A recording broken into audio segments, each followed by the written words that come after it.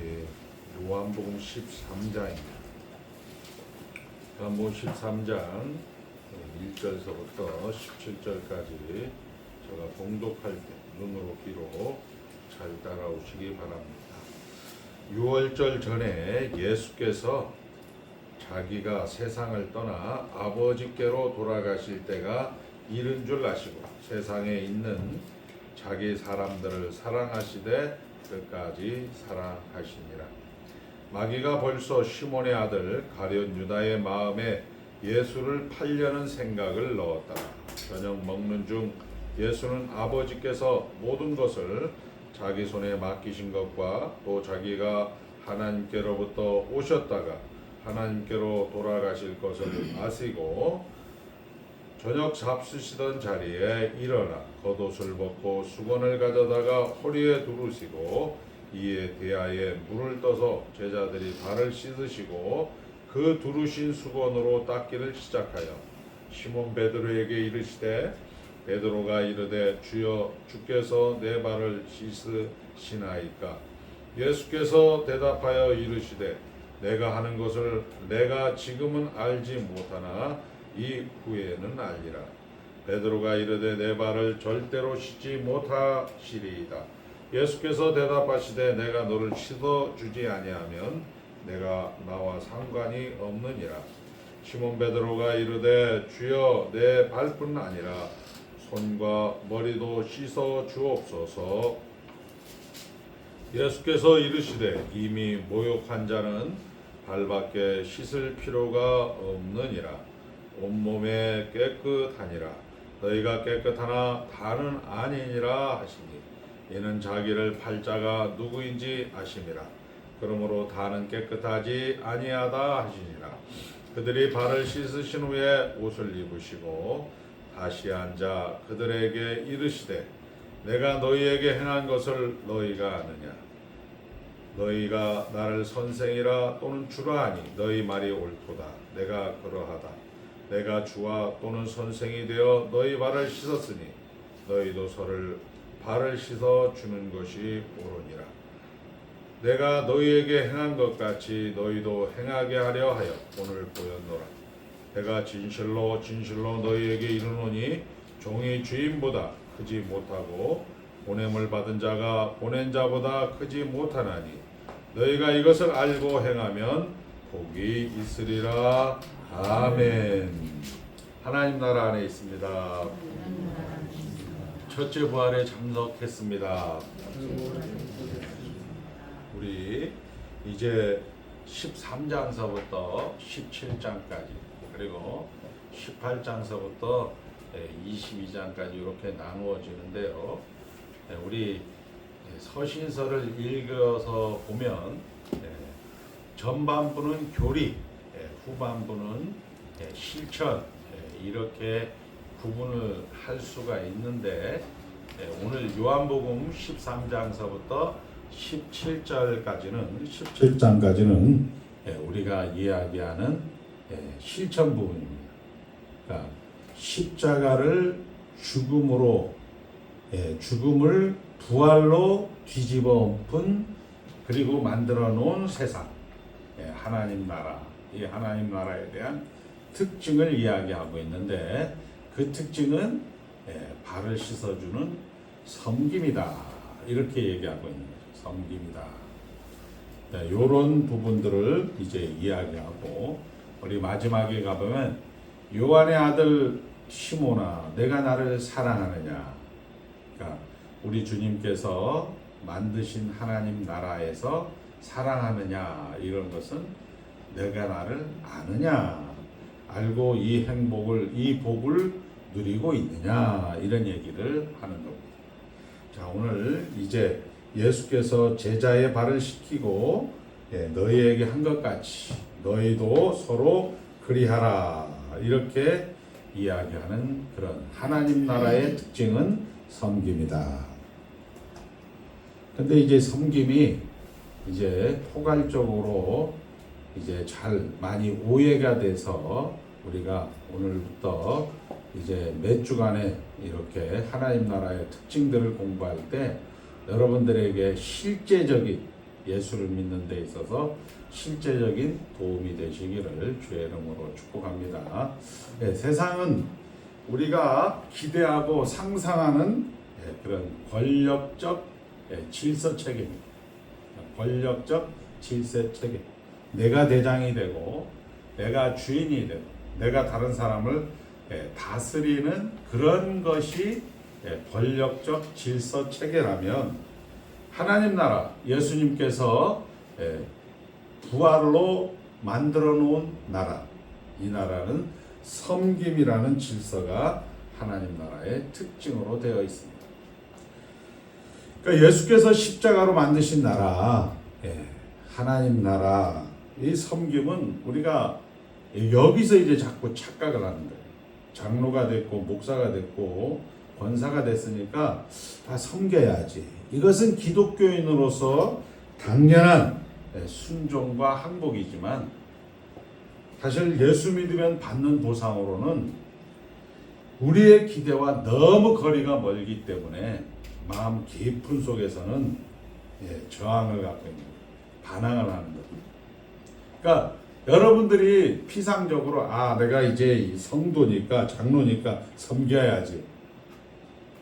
살아보니까 됩니까? 안 됩니까? 안 되는데 남에게는 우리가 되게끔 얘기하죠. 목사가 되고 장로가 되고 권사가 되고 이렇게 되는 것이 지금 우리가 얘기합니다. 그것은 뭐냐? 우리가 예수 믿어서 받는 보상치고는 너무나 우리 기대와 우리의 그 소원과는 거리가 멀기 때문에 마음속에서는 그냥 교회는 가긴 가야지, 이런 식으로 하면서도 마음 깊은 속에서는 저항이 있는 거죠. 반항이 있는 것이 사실입니다. 우리 역사 내내 여러분들이 이제 예수를 믿었는데 아프거나 예수를 믿었거나 망했거나, 우리 나라로 같으면 윤석열을 내어치거나 뭐 윤석열을 잡아 교도소에 가둬서 진 이기거나 그렇게 했다고 상대방 입장에서 이것을 이제 만족한다, 시원하다, 이런 것들을 우리가 정의사회구현이라고 다 주장을 해요. 좋은 나라 만들어야죠, 깨끗한 나라 만들어야죠, 훌륭한 나라 만들어야죠, 이렇게 모든 사람이 주장하고 모든 사람이 소원하나 현실적으로는 우리가 역사 내내 살아보니까 그게 안 되더라는 거죠. 그러니까 그것을 지금 우리 주님께서 하라 이렇게 하니까 우리 또 이빠른 우리 통합적 성도님들 같은 경우는 이걸 얘기를 하는 거예요. 그렇게 하니까 이게 문제가 생기는 거예요. 그러니까 예수를 자꾸 내가 이 현장 속에서 드러낼 수 있다라는 식으로 우리는 현실적으로 그것을 경험하거나 느끼거나 체험할 수 있다라고 생각을 하는 사람들이 생겨나기 시작하는 거죠. 그것을 우리는 지난 성탄 모임 때 메시아 과정설이다 얘기했어요. 그래서 살아보니까 이제는 우리는 솔직할 필요는 있어. 80이 돼도 90이 돼도 사람은 안 바뀌어. 정의사회 구현 말은 거창하고 주장하고 다 하지만 역사 내내 정의사회가 한 번도 안 돼봤어요. 더 쉽게 얘기하면 우리가 병을 걸려서 기도하면 다 낫고 목사님이 얘기하죠. 목사님 아프신 거, 암 걸리신 거 하나님께서 함께 하시고 치료해 주십니다. 그때는 아멘 하는데 여전히 기도원 가서 또 막 기도도 하고 금식 기도도 하고 했는데 여전히 때가 되면 하나님께서는 여전히 데리고 가버리시는 그런 현장을 우리는 살고 있는 것이죠. 그래서 어떻게 합니까? 체념하죠. 교회를 잘 안 나오는 거야. 그리고 분노하고, 한번 따라합니다. 체념하고 분노합니다. 그러니까 분노하는데 어떻게 분노하냐면 조금 살아 있을 때는 우리 이제 유해순 권사님 같이 이제 뭐 조금 있으면 죽을 것 같을 때는 막 분노하니까 그냥 고함으로 다 나와요. 어차피 죽을 건데 뭘 막 질러요. 그런데 이제 강영료 장로처럼 그래도 조금 살 날이 좀 있는 사람은 가정을 떨어서 침묵을 하게 됩니다. 침묵을 하고 그 다음에 유해순 권사님 정도 나이가 되면 이제 고함을 지르는 거죠. 어차피 죽을 건데 뭐 이런 식으로 이야기가 되는 거죠. 그리고 이것을 우리 성경은 기록을 해놓고 있다는 사실이에요.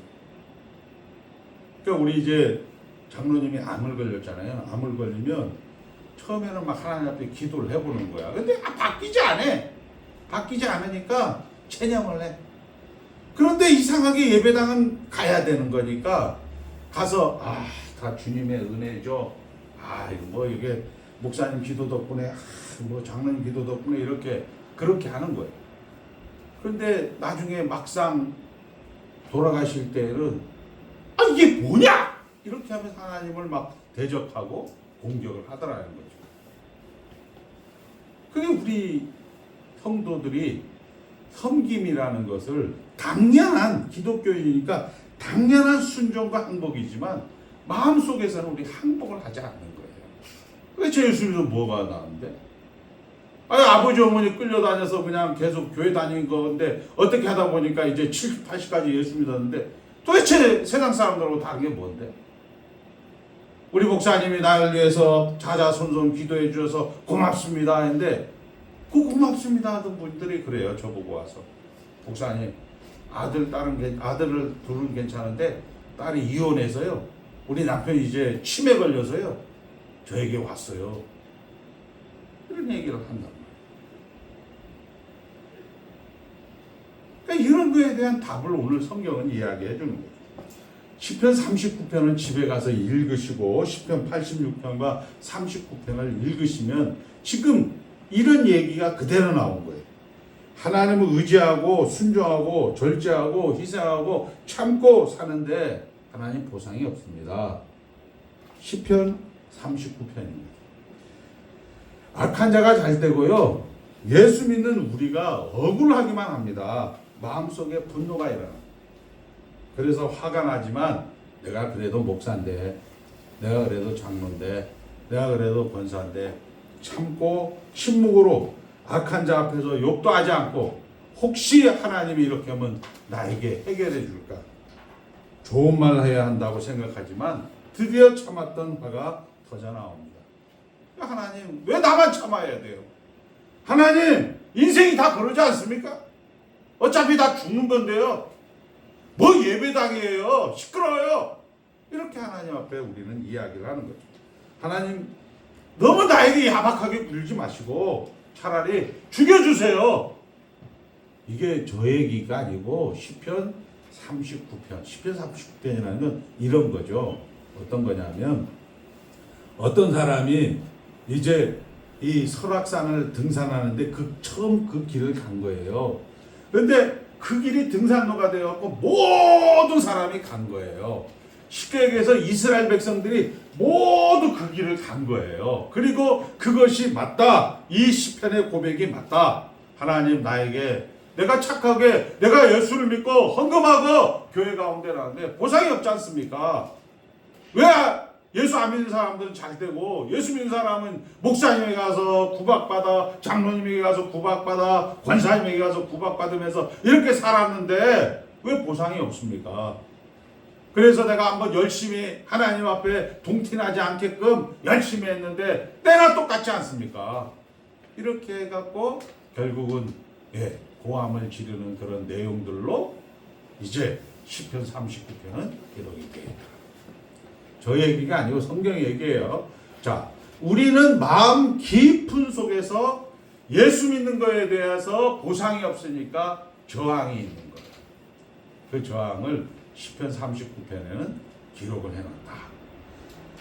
자, 나는 적어도 하나님을 알고 있는데 이게 뭐냐? 우리는 침묵과 분노를 터뜨릴 자격이 있다고 목사, 장로, 권사들은 생각을 하는 거죠. 그래서 참다 못해 우리는 침묵이거든요. 언제? 이제 막 잡은 거죠. 뭐 이제 다 끝났는데 내가 굳이 뭐 그다음 내가 이렇게 침묵이 깨지는 거예요. 이게 저 얘기가 아니고 시편 39편의 얘기입니다. 그리고 시편 86편에는 침묵을 깨고 고함을 질러도 그래도 답이 없어. 우리 아까 강영효 장로님하고 유해순 권사님이 고함을 지르고 유해순 권사님 고함을 질러도 답이 없단 말이에요. 답이 없으니까 이제 하나님 앞에 조르기 시작하는 거예요. 하나님 앞에 구걸하기 시작하는 거예요. 하나님 제가 잘할게요. 하나님. 그리고 그 다음 주에 또 예배당에 나와.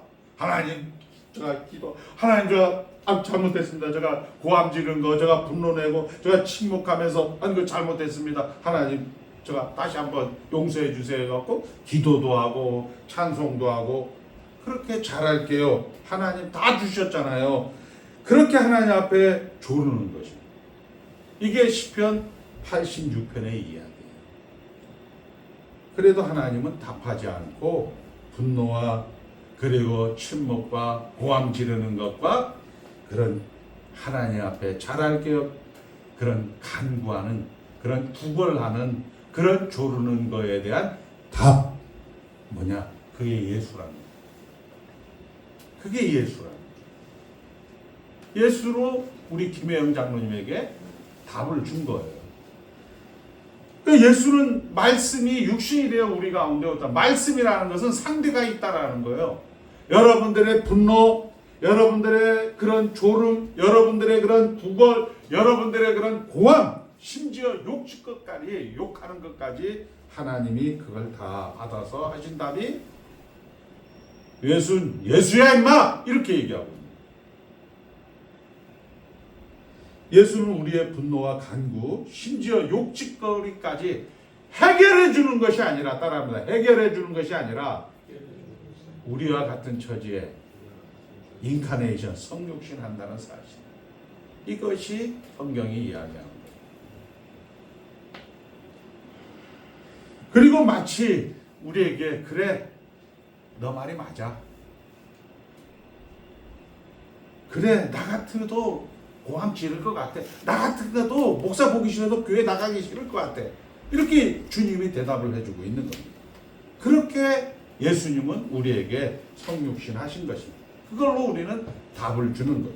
우리가 겪는 문제를, 우리가 겪는 그런 분노, 우리가 겪는 그런 고함, 우리가 겪는 그 침묵을 해결해 주는 것이 아니라 우리와 공감하시고 우리에게 체휼하시고 우리 삶에 억울하지 않다라는 것으로 같이 있는 같이 들어오셔서 함께 당하시는 거예요.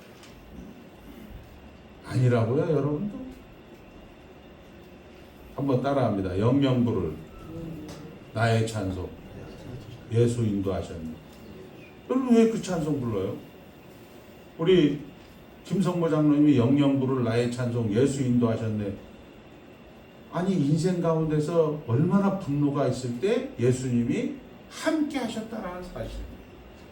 예수님이 그 고함 지르는 그 현장에 함께 하셨다는 사실입니다. 그거를 유식하게 말하면 십자가를 부활로 뒤집었다. 십자가의 현장에 예수님이 여러분들과 함께 하셨다라고 했다.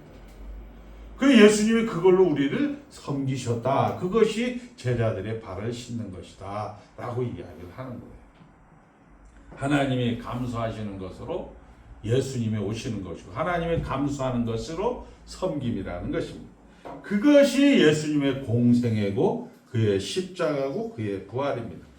하나님은 우리가 겪는 한계, 못난 짓 공감하사 동참하시고 우리를 섬기는 거예요. 우리를 존중하고 우리의 신성모도까지.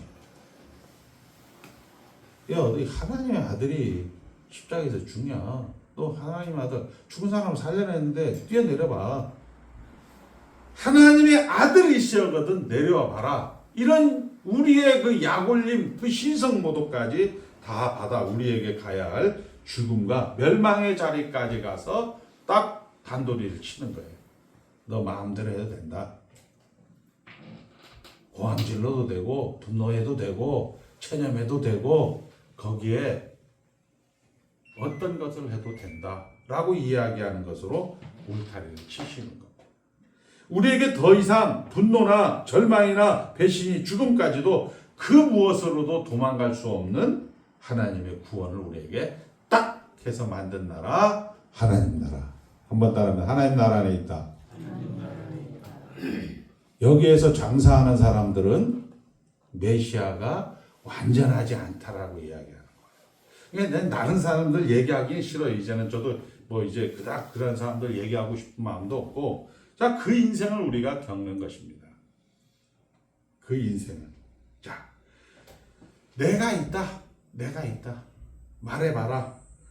내 분노를, 내 슬픔을, 내 원망을, 내 절망을 나한테 말해라. 이게 뭐예요? 이게 여러분들 주일날 와서 말씀의 봉사를 받는 거예요. 자, 우리가 이야기하지만 주 안에 있는 나에게 딴 근심 없으래. 예? 주님을 찬송하면서 할렐루야, 할렐루야. 내 앞길 멀고 험해도 주님만 따라가리. 이렇게 얘기하고 있는 거예요. 자, 우리 시편의 이런 불완전한 모습을 우리 성경은 AD 5세기경에 신약 성경이 완성이 됩니다. 카르타고 종교회의 때 495년도에 이 완성이 되는데, 그때 우리가 이제 예수님을 약간 제가 이렇게 증명해 보이려고 하는 거예요. 여러분들은 무슨 얘기냐?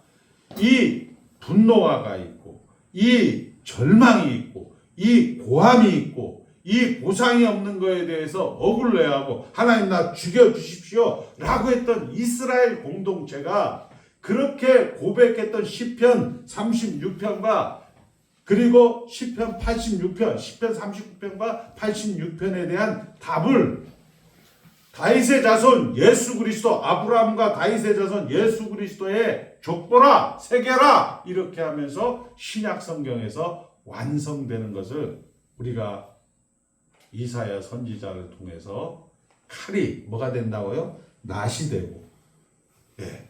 그 다음에 창이 보습이 되는 이런 것들도 여러분들 이론이니까 우리 사도행전에 가보면, 예. 유무상통, 있는 자도 없는 자도 없고 똑같이 나누는 그런 역사의 현장을 우리 성경은 기록을 하고 있다는 사실입니다. 그리고 예수님의 그 3년 반 동안의 그 제자들이 그렇게 서로 나누어주는 그런 삶을 우리 역사 가운데 잠깐 보여주고 있는 거예요. 잠깐 보여주고, 하나님 나라를 잠깐 보여주고 있는 것입니다.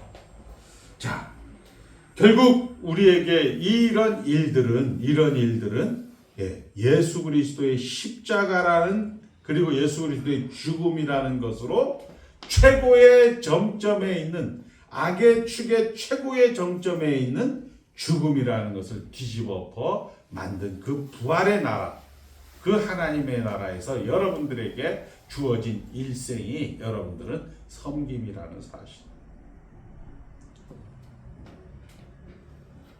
아까 돈 벌고 싶으면 이거 가지고 이렇게 양동해갖고 이벤트 해도 돼요.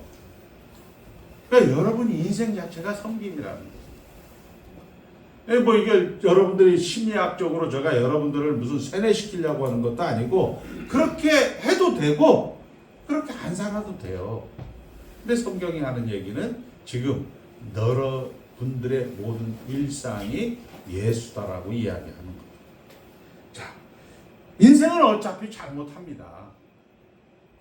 어차피 잘못하는데 그 잘못은, 비난하는 것은 잘못이라기보다는 우리에게 이런 말씀을 봉사해주는, 잘못 외에 할 것 없는 것, 비난하기에는 자기가 다른 사람을 욕하는 것 외에는 할 것이 없을 때 다른 사람을 욕지거리 하게 되는 거죠. 그리고 이것밖에 기준이 없을 때 우리는 다른 사람들을 비난하고 침묵할 수밖에 없는 것입니다. 침묵과 소외와 분노를 넘어오는 것을 아는 자들이 되라. 이게 예수님이 부활로 만들어 놓은 세상이라는 거예요. 여러분들은 하나님께서 무궁무진한 하나님의 부르심의 소망, 그게 뭐냐? 여러분 인생이라는 거예요. 그러니까 더 쉽게 얘기하면 잘못해도 그냥 중학교 졸업하면 고등학교 가듯이 그래 가보자, 이렇게 가시라는 거예요. 거기에 얽매여서 울고 불고 이렇게 하지 마시고, 하나님의 나라 특징의 가장 중요한 섬김은 한번 따라합니다. 그래 가보자. 그럼 우리 권사님이 예를 들어서 막 고함을 질러, 그럼 도망가시면 돼. 도망가시면 되고, 그리고 뒷날 가서 목 안 쉬었습니까? 이런 얘기 할 필요도 없고, 뒷날은 뒷날대로 하나님이 또 인도에 가신다는 사실. 여러분들은 이미 예수 안에서 다 이름을 받으신 하나님의 완성된 작품이라는 사실. 이것을 여러분들이 놓치고 있기 때문에 자꾸 어떤 문제가 생기느냐? 여러분들이 여기에서 여러분들의 것들을 동원해서 그것을 자꾸 만들려고 하는, 메시아를 자꾸 완성시키려고 하는 그런 재단을 만드는 거예요. 자, 무궁무진한 하나님의 부르심의 영광 한번 생각해 보죠. 여러분들을 창세전에 그리스도 안에서 여러분을 택하서 여러분들의 인생길 가운데 가장 적당한 때 예수 그리스도를 나의 구주 나의 하나님을 고백하게 하셨어요. 왜 고백하게 하셨다고요? 그 앞에 거룩하고 흠이 없고 책망할 것이 없게 그 앞에 예수와 하나 되게 하기 위해서 여러분을 부르셨다는 거예요. 예수와 하나 되게 했다는 것은 여러분이 하는 것이 아니고 예수가 하는 거예요. 예수가 하는 거예요. 다시 한번 얘기합니다. 김수용 탤런트, 그 개그맨이 가평에서 촬영하다가 쓰러져서 심정지가 당했는데 죽었는지 살았는지 모르고 춘천 쪽으로 다른 사람들이, 살아있는 사람들이 이 사람은 죽었구나 해서 춘천 장례식장 쪽으로 가다가 25분 만에 이 심박동을 다시 해갖고 살아나서 구리 병원으로 가는데 그때는 두려움이 오더라 이 얘기죠. 여기서 질문하겠어요.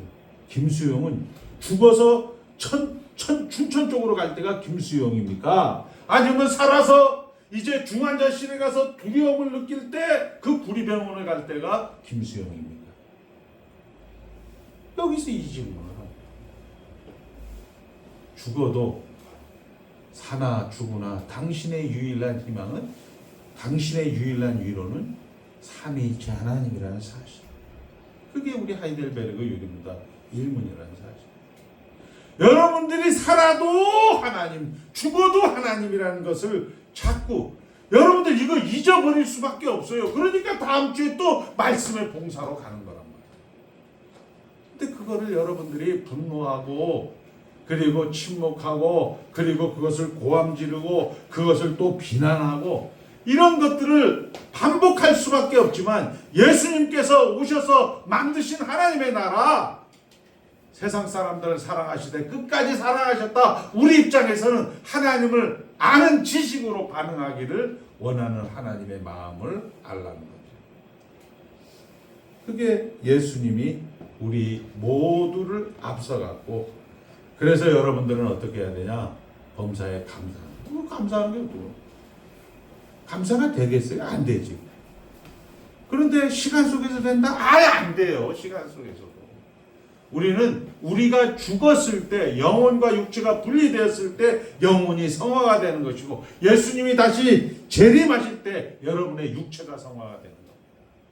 그런데 오늘 말씀의 봉사를 통하여서 이제 입은 닫고 얼굴을 웃어야 되겠다. 요거는 몇 시간은 된단 말이에요.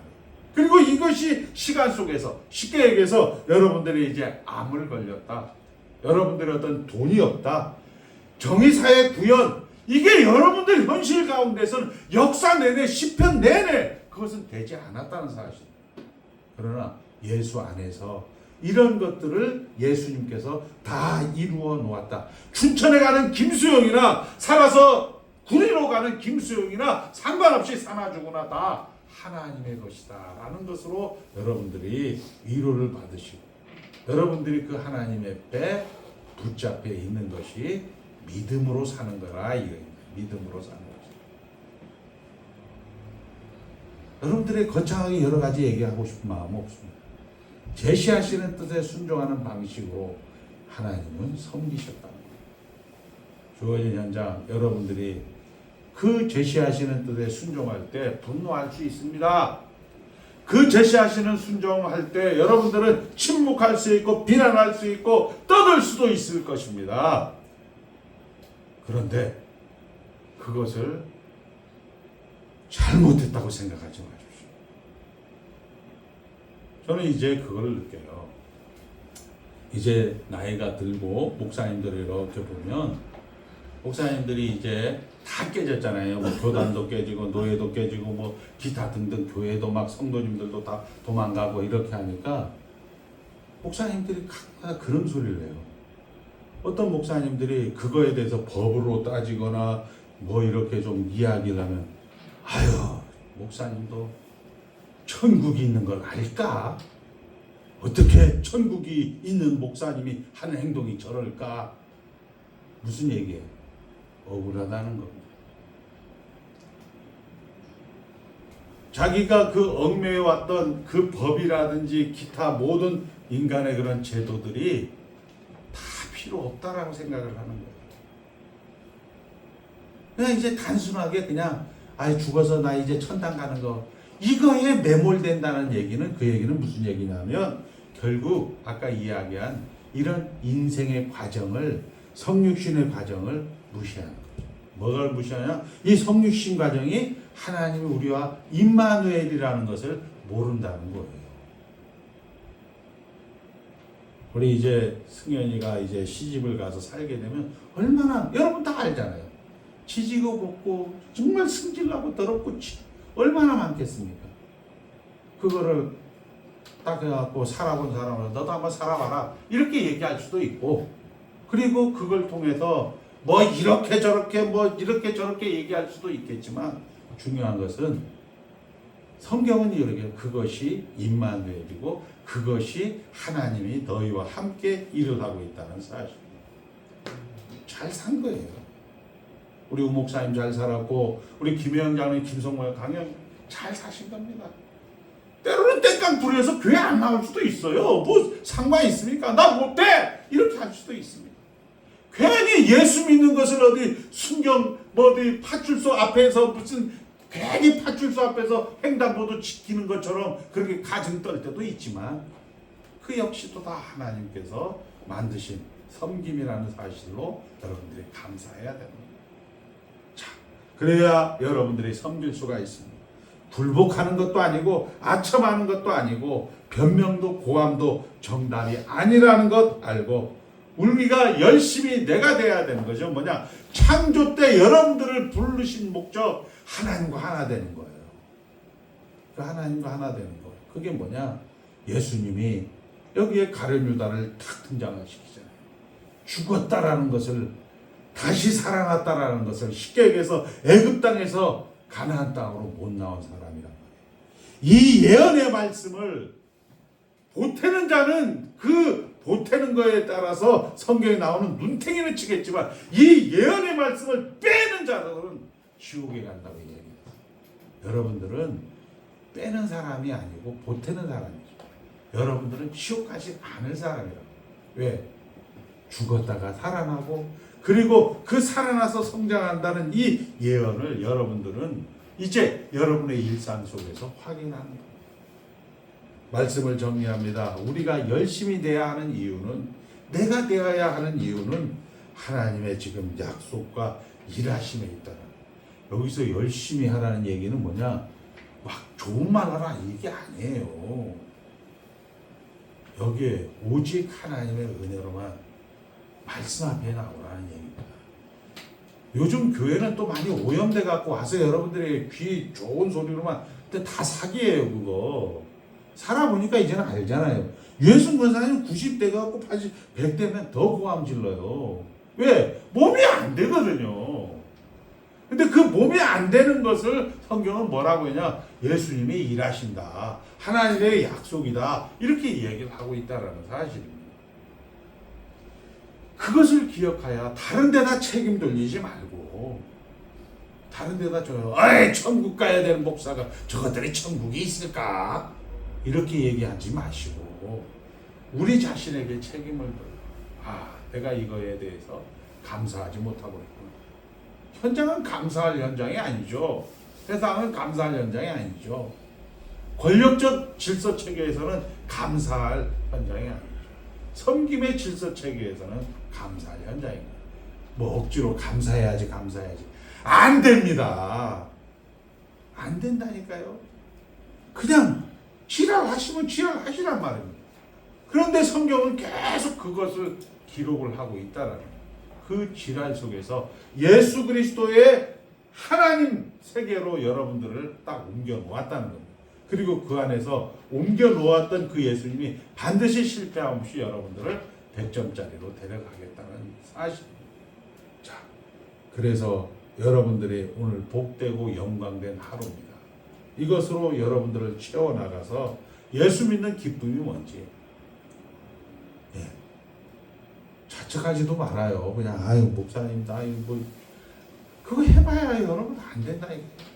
그냥 나는 하나님의 자녀다. 나는 하나님의 왕이다.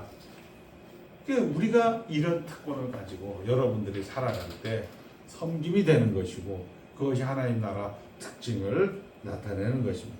그런 인생이기를 여러분들이 간절히 바라는 것으로 오늘 말씀이기를 주의 이름으로 축복합니다. 기도하겠습니다. 하나님 아버지, 주어진 인생, 주어진 기회, 주어진 힘입니다.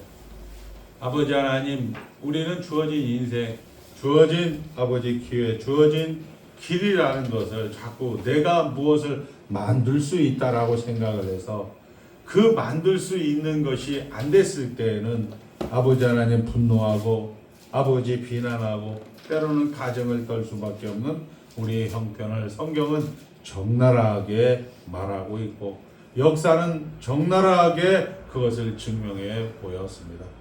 그러나 그 가운데서 예수께서 우리에게 찾아 들어와서 내가 사마리아 여인을 만나야 된다. 하나님의 양식이다. 하나님이 일하신다라는 것으로 우리에게 이야기하시고 아버지 하나님 남에서부터 소경된 자를 찾아가서 부모의 잘못입니까? 본인의 잘못입니까? 아니다. 하나님이 일하신다. 라고 말씀하시면서 죽었다가 살아난 나사로를 위해서 하나님이 계획하신 일을 하나님이 성취하신다. 라고 이야기하면서 만들어 놓은 하나님 나라 가운데 우리를 그렇게 살라고 오늘 말씀하고 있습니다.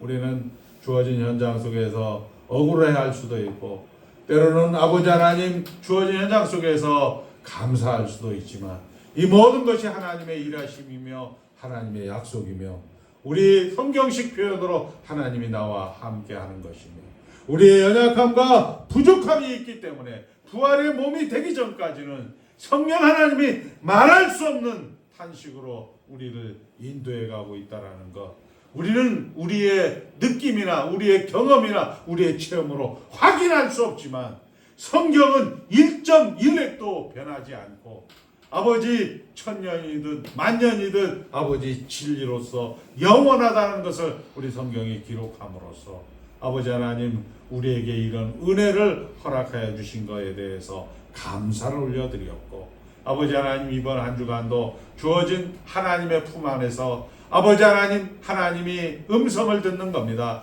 그래 나도 안다. 너 잘했다. 너 그렇겠구나. 이런 음성을 듣는 복된 성도 되시기를 주의 이름으로 축원드리오며 모든 말씀 예수 그리스도 이름 받들어 기도드리옵나이다. 아멘.